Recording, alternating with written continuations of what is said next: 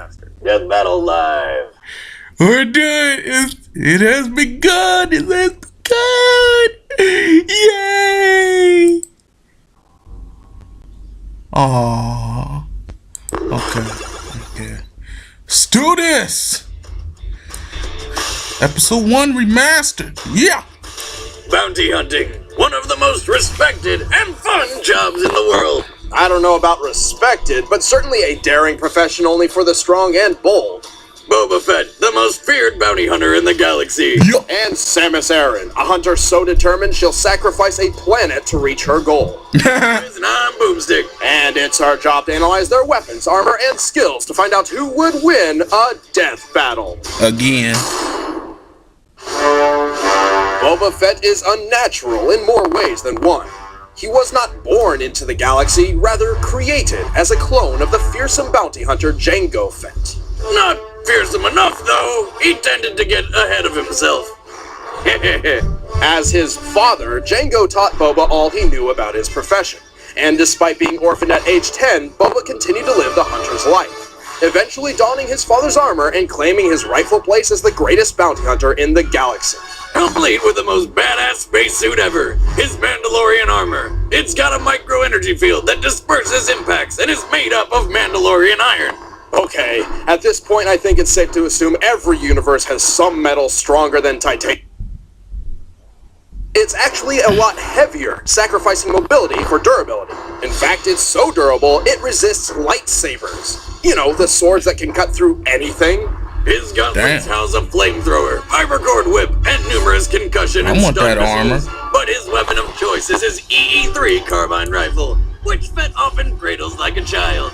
There, EE. Daddy's here. Killing time soon.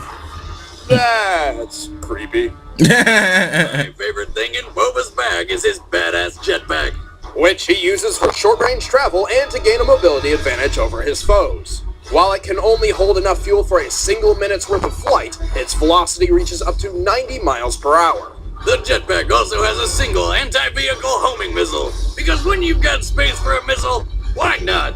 In short, Boba Fett is a human Swiss Army knife. He's killed hundreds of criminals, politicians, and Jedi, and battled Mace Windu to a draw when he was only 12 years old. An accomplishment so manly, it instantly kickstarted his puberty. But for all his skill, Fett has one great, inescapable weakness. The Sarlacc pit. This flaw is so unavoidable, he was knocked into the pit by a blind and physically drained Han Solo while wearing a jetpack.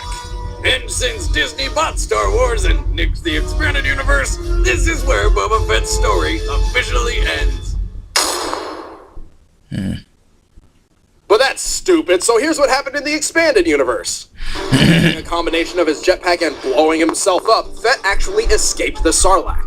He later became leader of the Mandalorian warriors after the Galactic Civil War, and even held his own against Darth Vader. Twice. While using one of several lightsabers he's taken from his Jedi kills. And that's pretty goddamn impressive. What the hell? Is that Ram Koda? He trained Han Solo's Jedi daughter so that she could kill an evil, all-powerful Sith Lord, who just so happened to be her own brother.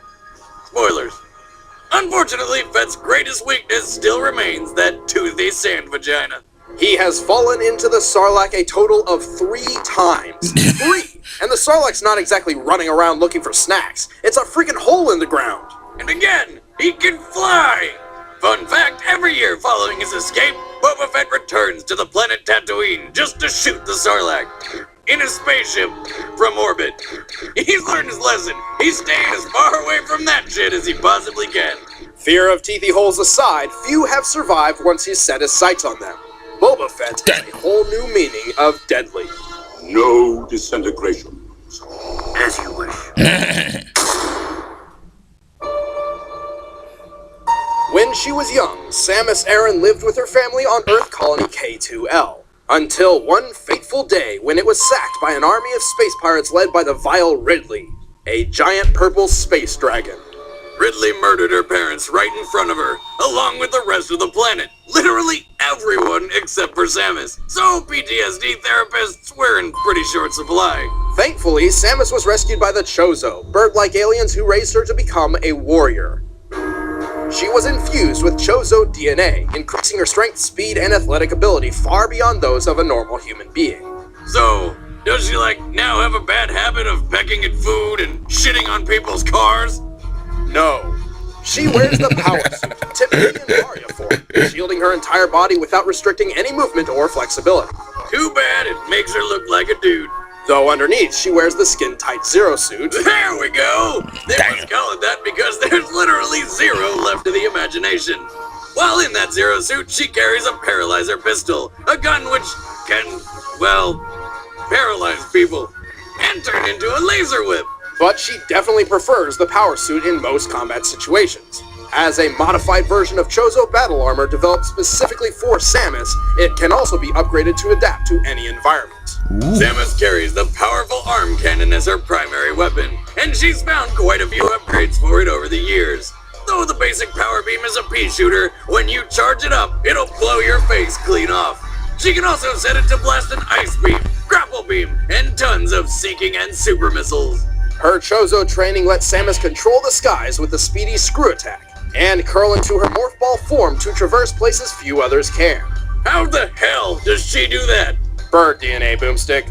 Bird DNA. Yeah, because we all know how many times you scare a bird in the parking lot and then it just curls up into a ball and zooms away. Alien bird DNA. Well then, F that planet and its birds. But I do like their power bombs, which Samus carries and can use to destroy anything in the general vicinity in seconds. Samus is known as the bounty hunter capable of taking on impossible missions, fighting massive beasts, and even wiping out an entire species. All but one. Talk about having the rarest pet in the universe. And it makes a cute hat. However, she often makes mistakes. Somehow, she always seems to lose all her power-ups and upgrades at the beginning of every mission. How has she not gotten a purse yet? Well, even when she does have all her arsenal at her disposal, it doesn't guarantee its use. For example, she once entered a volcano and did not activate her thermal systems until halfway through the mission, all because she was waiting for permission. Oh, can we about that? But don't worry, Samus has proven time and time again to be one of the deadliest hunters in the galaxy. Outlaws everywhere fear the name of Samus Aran. Time to go.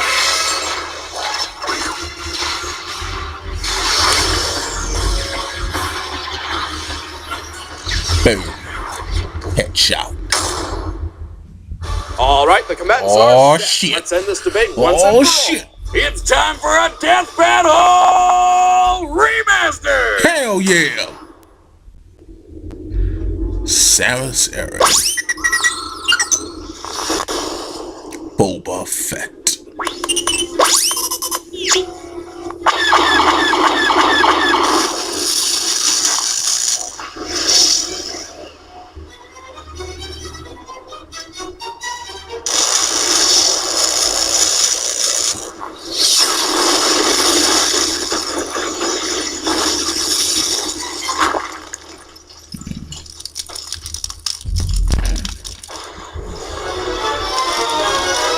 It has begun.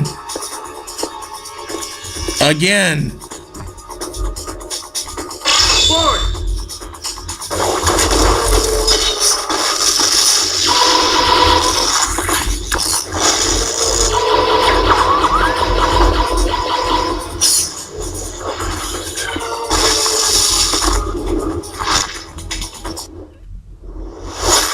Oh.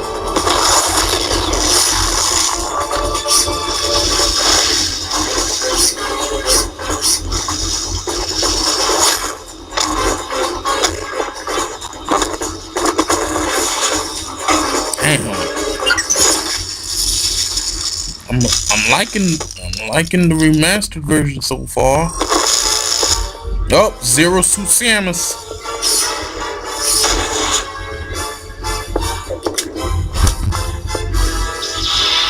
Oh, Light Whip versus Light Whip versus, not yet.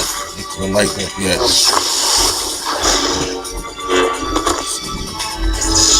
Oh, there we go.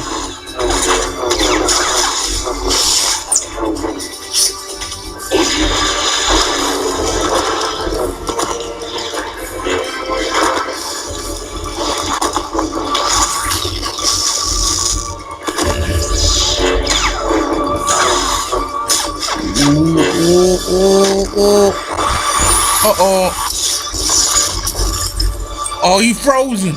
He frozen. Yep.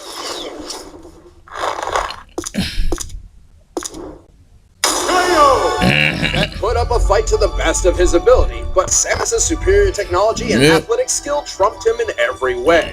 While Fett may be more durable and physically stronger, Samus Remastered, like but that the results are the same. Boba Fett really didn't have the means necessary to catch Samus, let alone perfectly counter Samus's power bomb, screw attack, and ice beam.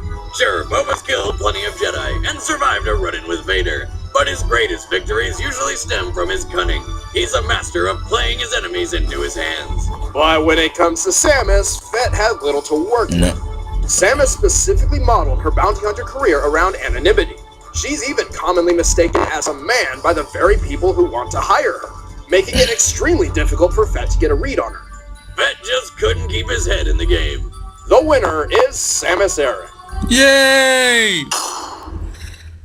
Next time on Death Battle.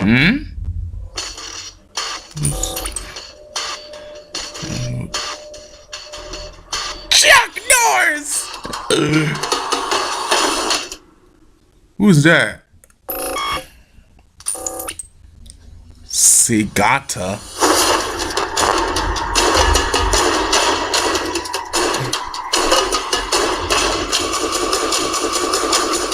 You will know his name.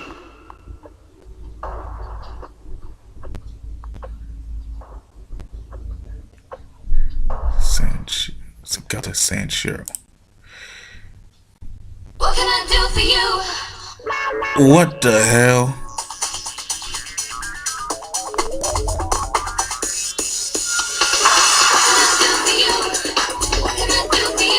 What the hell? What the hell am I watching now? That's the Deadpool.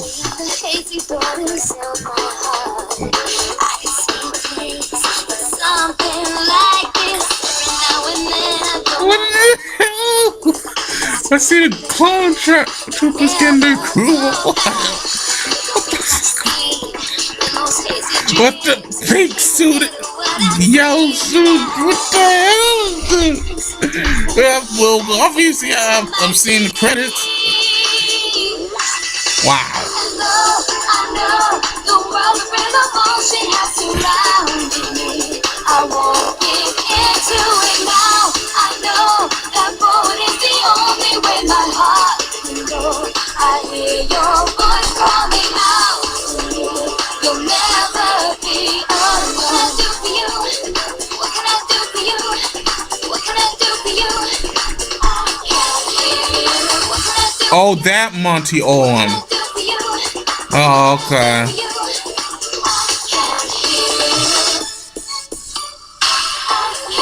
Oh, what the fuck?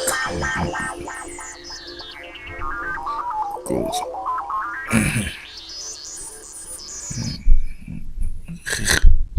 Oh, he died just right now. Oh, 1981, 2015. Well, anyway, that's the whole episode. Goodbye.